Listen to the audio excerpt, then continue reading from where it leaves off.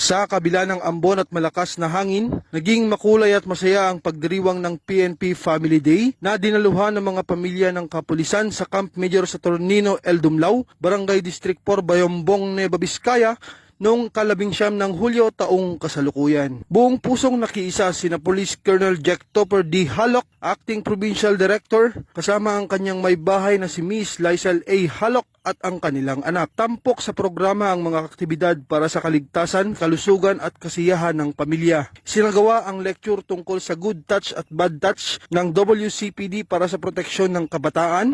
Namahagi rin ng pangapayong ang Women's Support Network at Nueva Vizcaya Women in Police Service Organization. May libreng dental check-up at gupit, feeding program mula sa Apole at masiglang parlor games mula sa Pikadu. Nagbigay din ng school supplies ang command group at loot bags mula sa OLC at Halok Family. Ang PNP Family Day ay bahagi ng selebrasyon ng ika-30th taong Police Community Relation PCR Month. Isa itong paalala na sa puso ng serbisyo ng kapulisan ay ang pagmahal sa pamilya na siyang pinagmulan ng lakas at inspirasyon sa pagtataguyod at ligtas at maayos na pamayanan. Mula dito sa Lambak ng Cagayan, ako po ang inyong Police News Network Correspondent, Police Corporal Kelvin Polwan, alagad ng batas, tagataguyod ng balitang pulis.